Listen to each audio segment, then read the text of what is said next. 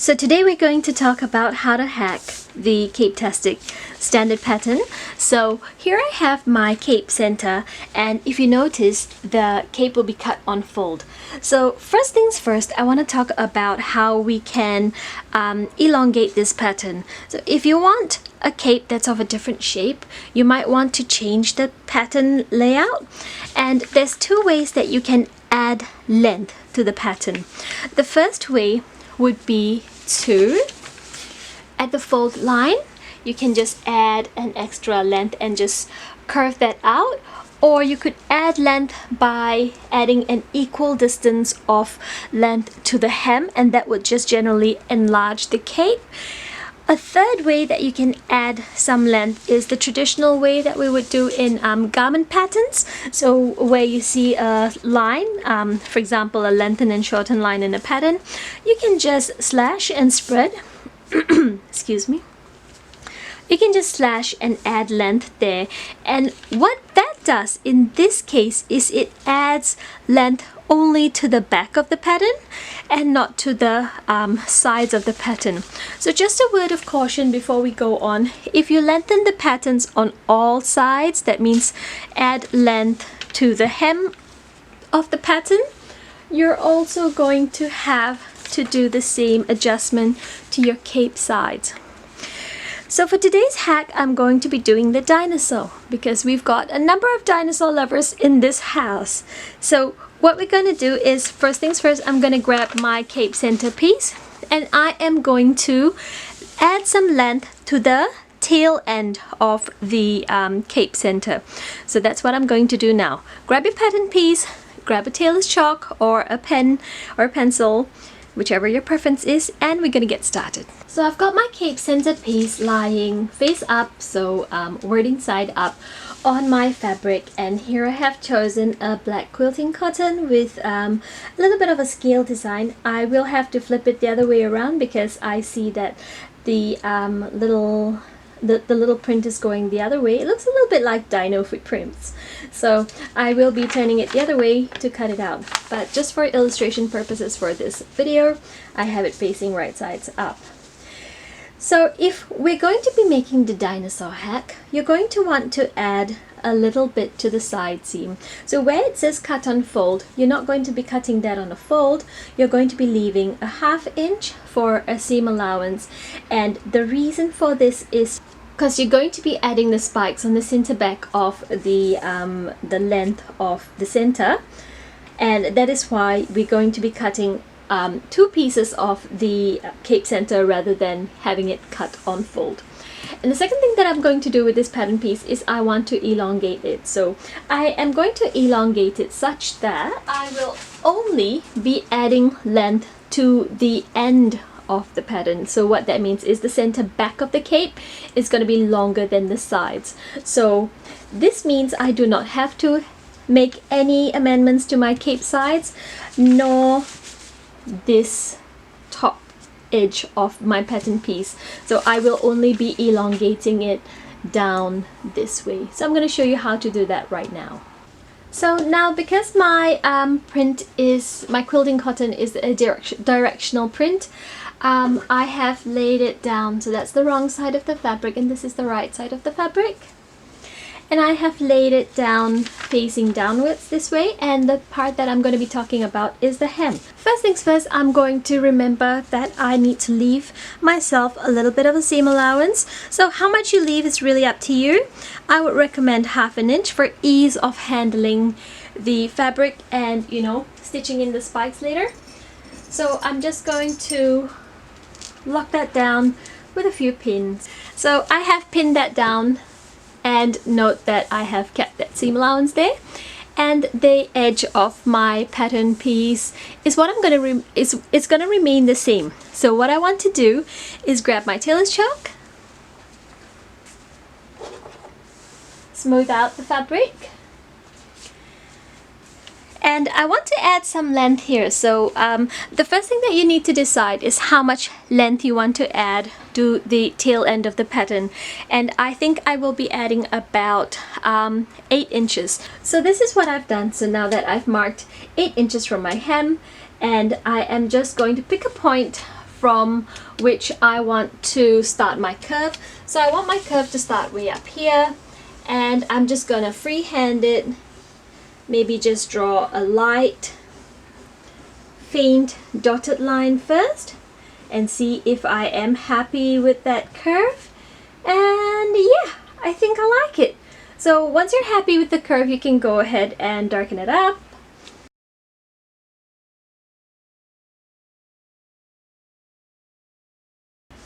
So I have started my line from way up here, about a few inches down from the side of the cape, and I have curved all the way down this way and 8 inches from where my original marking was.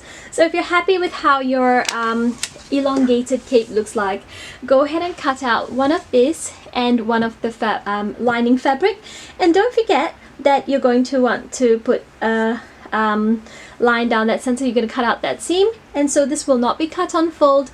You will cut this cape on you will cut this cape center out as 2 mirror images for the main fabric and 2 mirror images for your lining fabric. Go ahead and do that now.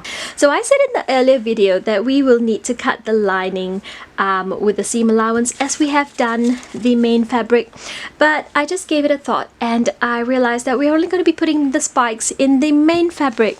So the lining fabric can actually be cut as per the pattern piece. So I've gone ahead and done that for the hood. I have cut my sides pieces, so I have my main and my lining completely as per the pattern.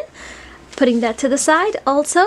And here we have the lining for the cape center and the main for the cape center as we have cut earlier. And I only got this epiphany when I was cutting the lining. I thought, hey, I'm not going to be putting spikes in the lining, so actually I can cut the lining on the hood as per the pattern piece.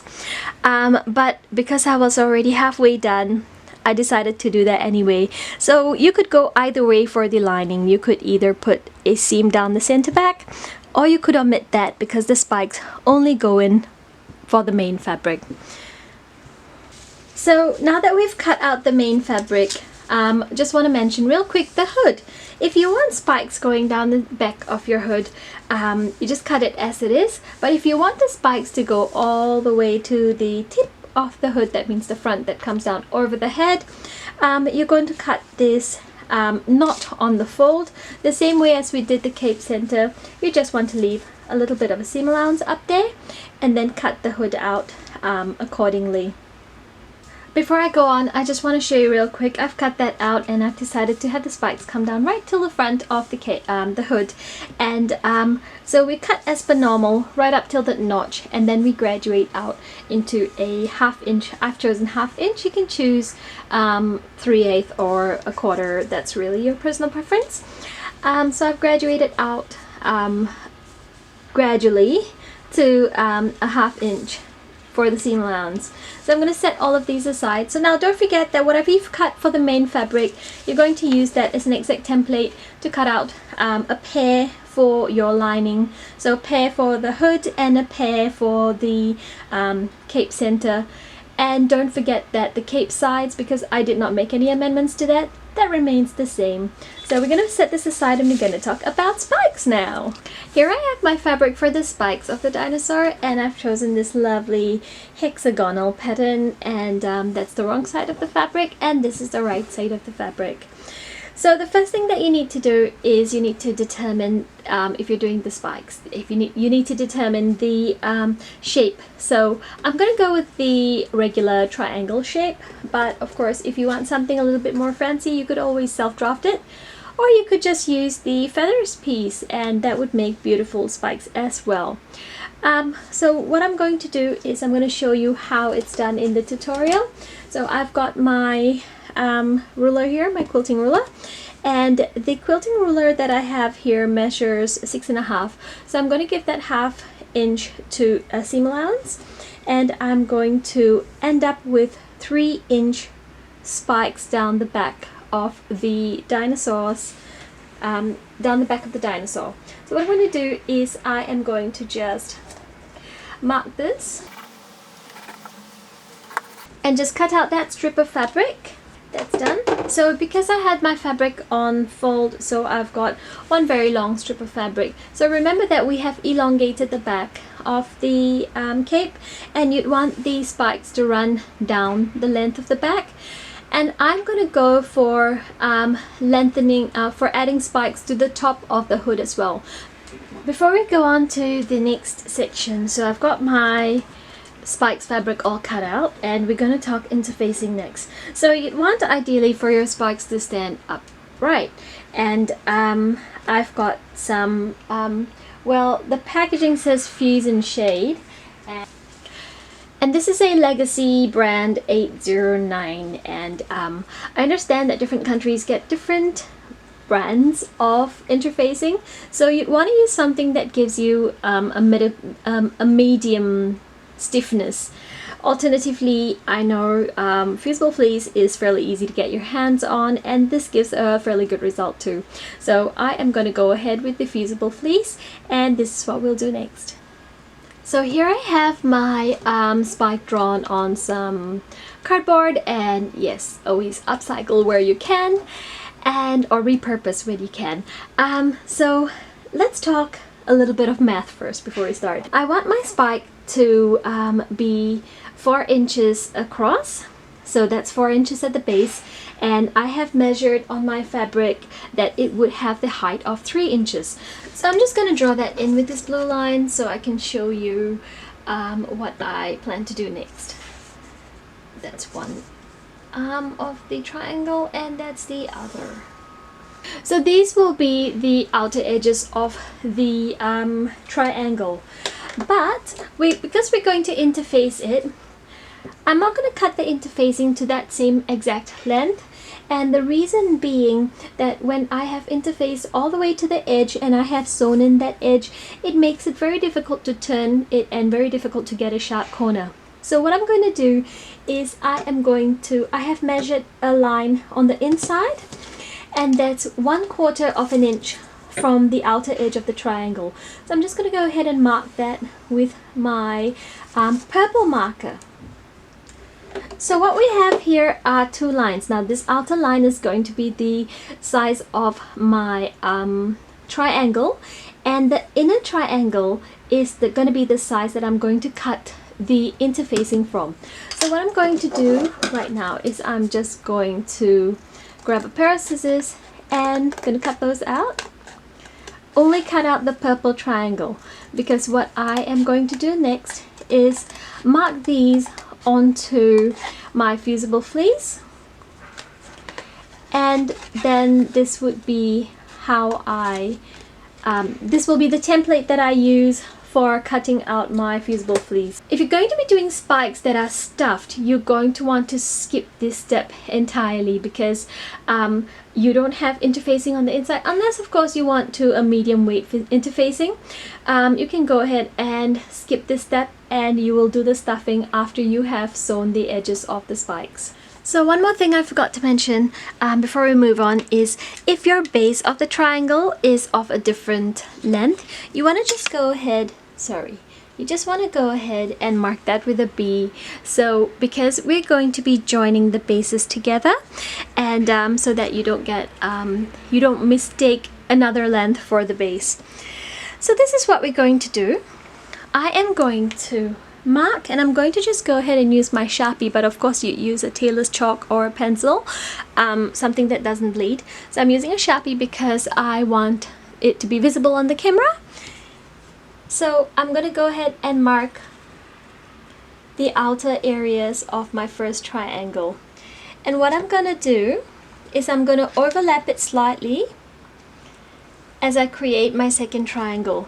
And what this is going to do is it's going to form a continuous row of spikes, and I carry on. Let me just smooth out my interface, my fusible fleece. And of course you will determine how many spikes you need based on the size of cape that you're making, and if you've done an extension, do not forget to take that into consideration. So I'm going to go ahead and do this off camera, but you're going to want to do the spikes throughout the length of the cape. And if you're doing the hood, don't forget to do that as well. So what I'm going to do now is draw my spikes in on the interfacing, and then I'm going to go ahead and cut them out. So right here I've got my spikes fabric that I cut earlier, and what I've gone ahead and done is I have ironed it right sides together, and we're going to talk about how to affix the fusible fleece that we just cut out. So I'm just going to grab that. And before I go into that, now you may have varying lengths of fusible fleece.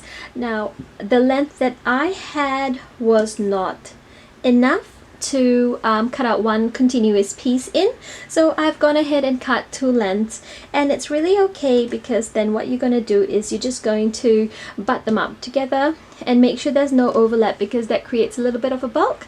So when you iron it on, you just make sure that they are sitting right next to each other, and then it shouldn't be a problem that you have your fusible fleece in two pieces or however many pieces that you need.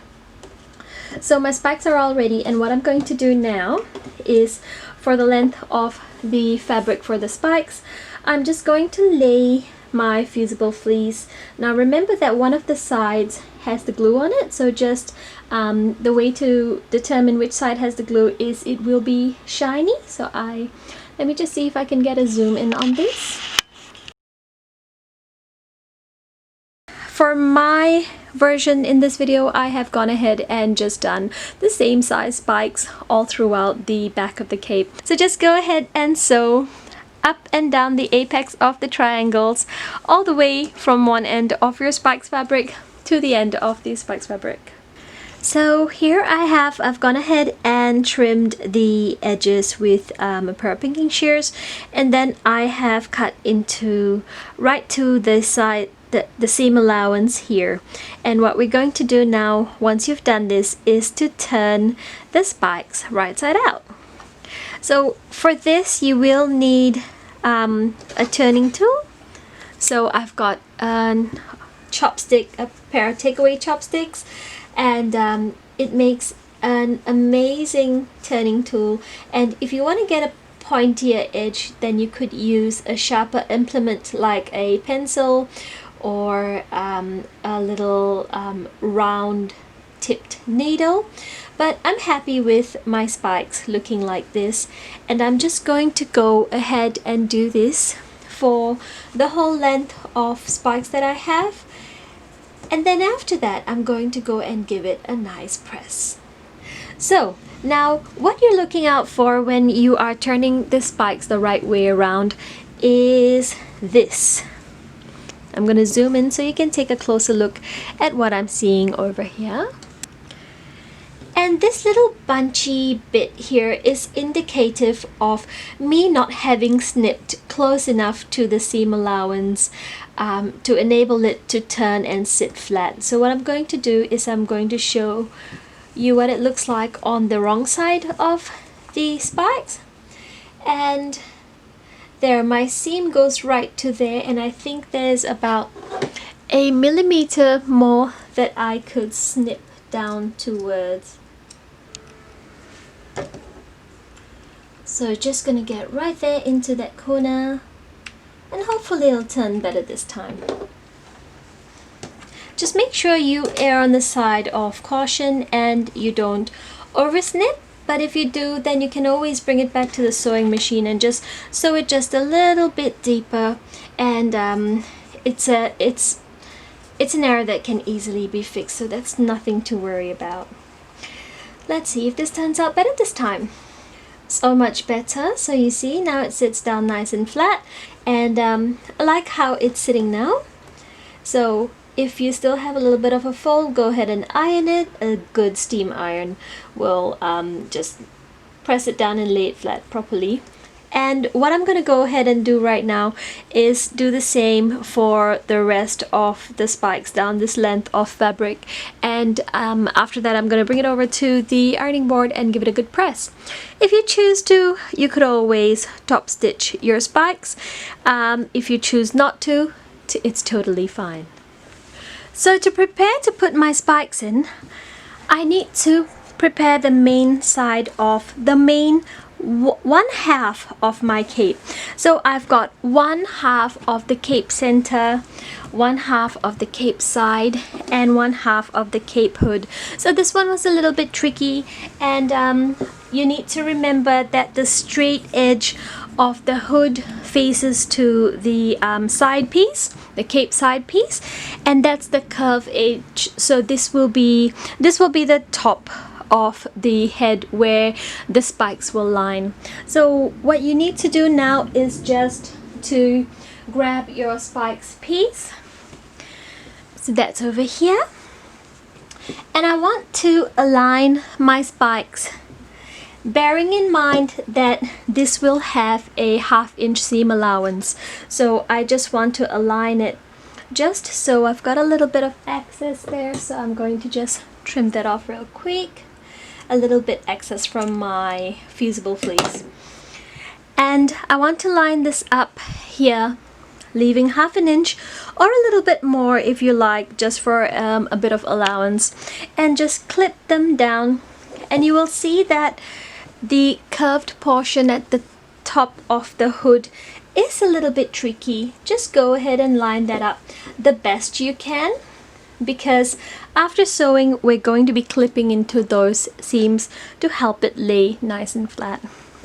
So what I'm going to do now is clip the whole strip of spikes all the way down the length of the cape. So if you've done individual spikes, you can individually piece them in, and then we'll take it to the next step.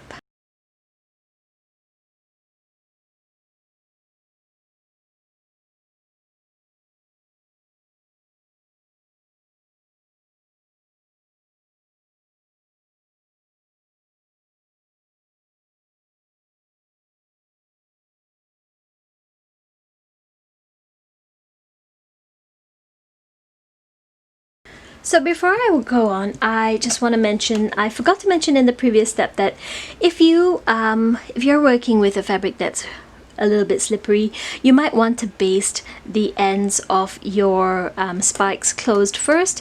Mine is in quilting cotton, and I've used this fusible fleece as interfacing on the inside, so it's fairly stable, and I'm happy with just holding it down with the clips. So now that I've done this, what I want to do is go ahead to the sewing machine and just baste this in with a 3/8 inch seam allowance. And the basting stitches will be covered up when I do the 1/2 inch seam allowance to join the right sides of the cape together. But first we're going to go ahead to the sewing machine and baste them down. So just the entire length of the hood, from the tip all the way to the end. So go ahead and piece together the other half of the cape, the other half of the hood with the other half of the side piece, and the other half of the center piece. And then when we come back, I'm going to show you how to put this all together. So I've got my half of the cape lying down with the spikes attached, and just grabbing the other side, which is done up the same way, minus the spikes of course, and I'm going to lay them right sides together, and making sure that the seam allowances at the neck, at the back of the cape, are perfectly aligned. And that's my first clip, that's where I'm going to clip, and then go upwards towards the hood. And this might be a little bit tricky because of that bulk at the top of the hood that we spoke about earlier. So just go slow when you're sewing to try and avoid any puckers. So just go ahead and clip that down this side of the curve of the hood.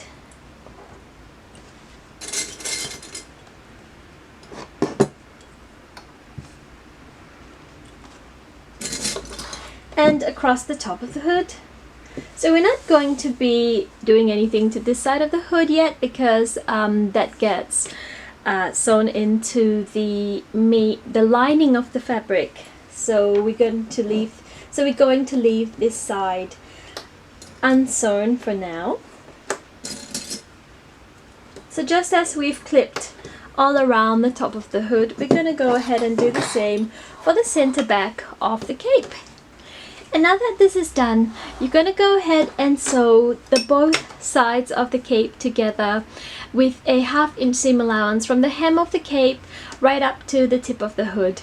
And then we're going to come back here and talk about how we're going to attach the tail to the dino cape that we are doing. So if you've gone ahead and sewn both of the sides of the cape together, you should have something that looks a little bit like this. And I'm just gonna really quickly grab my pinking shears and just cut away at the seam allowance, and with particular focus on that curve at the top. So I've gone ahead and sewn this in with a 1/2 inch seam allowance. So I'll be trimming it down to roughly about 1/4 inch. I'm gonna go ahead and prepare that, and then I'm gonna show you how to add a tail to the hem of the dinosaur. Stay tuned. Here I have my lining pieces for my hood, the sides, and the cape center, and I'm just gonna go ahead and piece this together as we have done for the basic cape, and this is in preparation for the next step where we're going to piece both the cape main and the cape lining together. Let's go ahead and do this right now. Now we are moving on to the tail, and I am constructing the tail in the same way that I did the spikes earlier, such that I've got my fusible fleece and I've got 2 strips of fabric. Well, actually it's 1 strip of fabric that I've just folded over, and make sure that you've got enough seam allowance at the bottom here, because this is what we're going to do to close it up. We're going to turn the seam allowance inwards and top stitch, and then we're going to stitch the top of the spikes. So what I've done is I've taken the same size spikes to begin with, and then I've gradually made it smaller, and then my littlest spike is at the tail end of the fabric. So this will be the bottom of the tail, and this will be the part that I will be joining to the hem of the cape that we already have, that we are already halfway sewing. So I'm gonna go ahead and do this the same way that we did the spikes earlier, such that I'm going to be sewing the tops of the triangles, and I'm going to be using a 1/4 inch seam allowance, and then what I'm going to do is I'm going to come back and trim it all off with the pinking shears. So I have done the exact steps as I would have done for the spikes, which means I sewed the tops of the tail, what's going to be the tail, and I have trimmed them down, turned them over, give them a good press, and now I'm ready for the next step. So I'm going to explain to you why we did the spikes and the tail separately, and the alternative that you could do if you choose not to do them separately. So this is my main cape, and I've got the spikes fixed in, and I've got both sides put together. Now if the spikes extend this way, I would not be able to hem the cape in the traditional way. So this is what we're going to do now. Turn the whole length of the hem, the raw edges, under by 1/2 inch, clip or pin along the length, and let's just go ahead and top stitch it for the entire length of the tail. Then I'll meet you back here and we'll talk about how we're going to attach this to the hem of our cape. So I have gone ahead and sewn the base of the tail, and now I'm going to show you what I'm going to do to join it to the main of the cape. So here I've got my cape main side of the fabric facing up. I've got my spikes in. I have ironed the seam allowance open, and I want to direct your attention to this little gap that I've kept at the end, at the larger end of the tail. So what I'm going to do here is I'm going to go ahead and tuck this. So the top has been sewn, the bottom has been sewn, and what I'm going to go ahead and do is to tuck this seam allowance inwards, and I'm going to do the same as I did with the base of the tail, and that would be to top stitch from the outside. So if you find this is a little bit tricky, go ahead and trim it down a little bit, because I've kept quite an excess here. I've got about 1 inch. Just going to grab my shears and trim this down such that it allows me to turn it easily. I'm going to taper out because I've got a plan for the end there. So I'm going to tuck this under, and we're going to just top stitch this right from the tip over here to about 3/4 of an inch from the base of the tail. So I'm going to go ahead and do that now. So I've gone ahead and done that. You can see here I've done the bobbin thread in red so it's easier to see. And so all the areas of the tail part of my cape are complete with the exception of this little flap at the bottom. And what I'm going to do now is, with the spikes facing upwards, because this is what we want, the spikes from the cape, and then there be a little bit of continuity with the spikes on the tail. So facing upwards, and I'm going to flip this up. And here's what I'm going to do. Because I did not stitch all the way to the end, I left a bit of a gap here. Let's see, it's about 3/4 of an inch. And I'm going to spread it open like this. And then I'm going to pin it down on either side.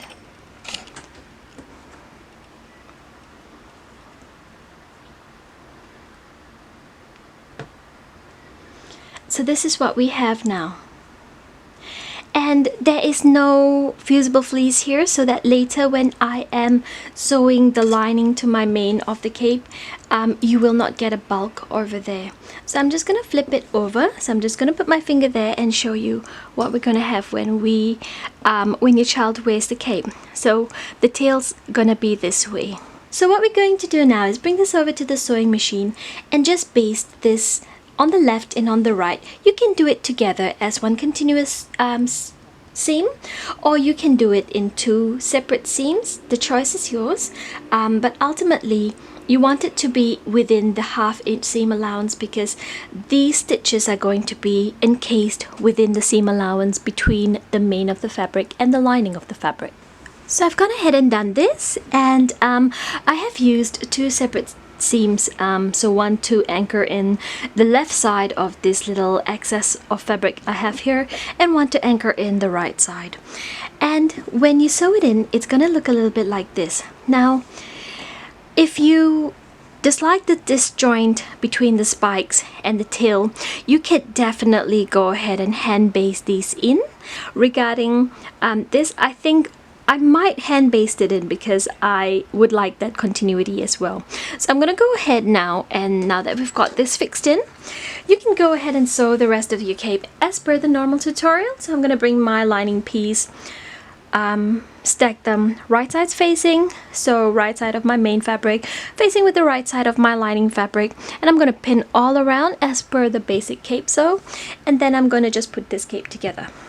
So we have our cape all pinned together with right sides facing, and I just want to make a brief mention that I am going to go ahead and reinforce the seam a couple of times. That means to go back and forth where you have your pieces attached. So if you've got your tail fixed in, then you're going to go over that a few times, and at the tip of the hood, if you've got spikes that are crossing over to the seam allowance, you want to reinforce that by sewing back and forth as well.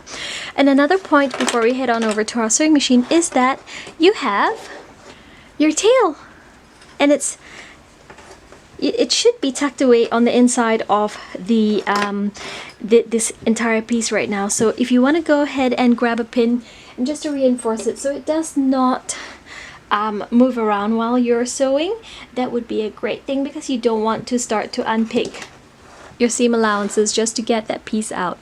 And the third point to note before we start sewing the cape is, do not forget to leave a turning hole. So we're going to leave about 4-inch hole somewhere along the hem, away from where my tail is, so maybe off to the side a little bit, and then we can go over and just stitch that in after we've turned the cape the right sides round.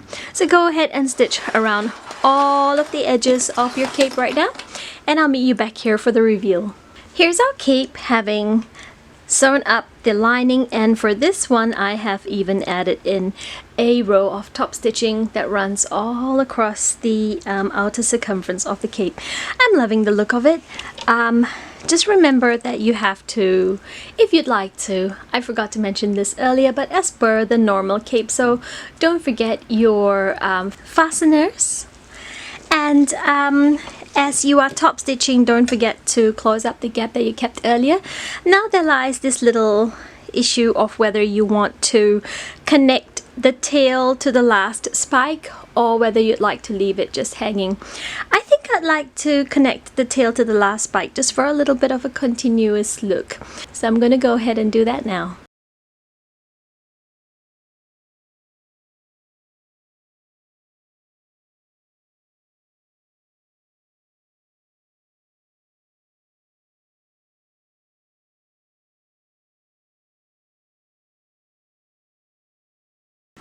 So we are done with our dinosaur Cape-tastic hack with spikes down the back and a tail to follow.